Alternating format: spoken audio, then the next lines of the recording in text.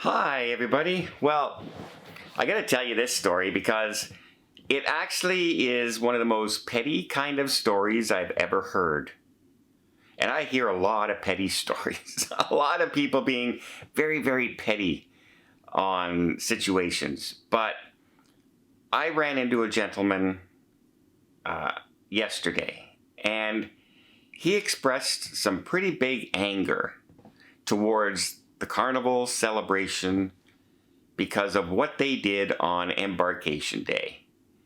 And I cannot believe he was actually angry about this.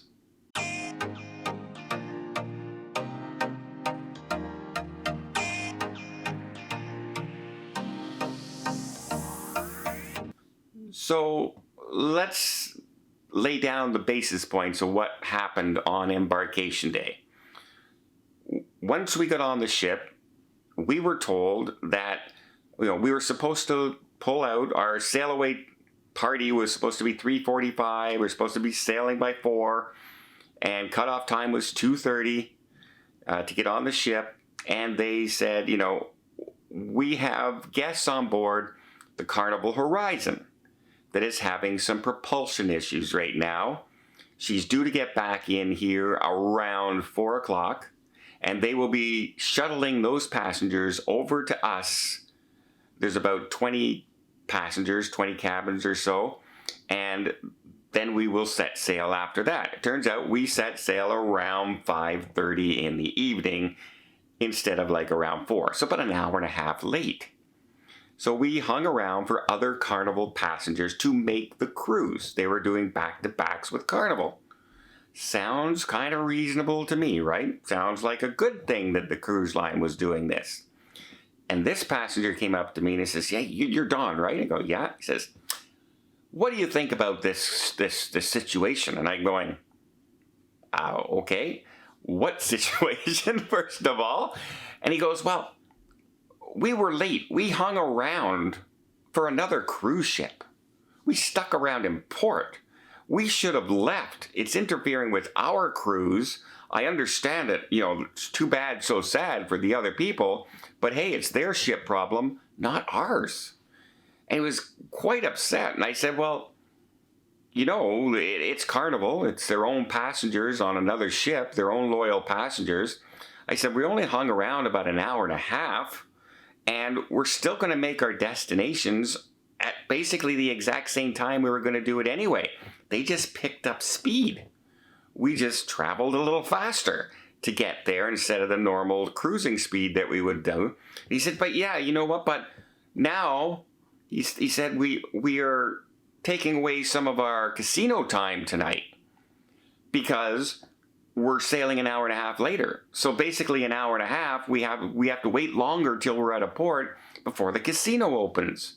And he says, "The best night to gamble on a cruise is night 1. More people win on night 1 than any other night."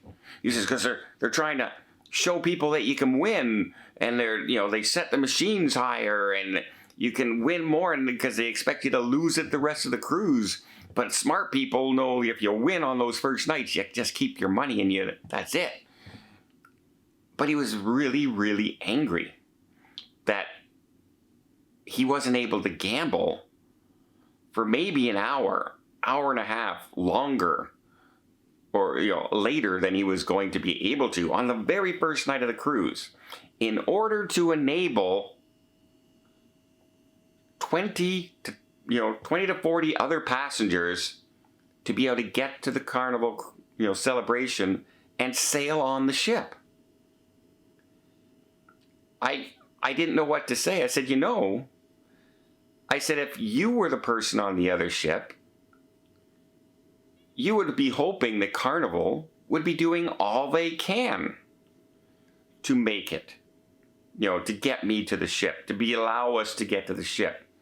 You would hope a cruise line, any cruise line out there, but especially if you're on a Carnival ship and you're going to a Carnival ship, you would hope that they would do whatever they possibly can to get you there.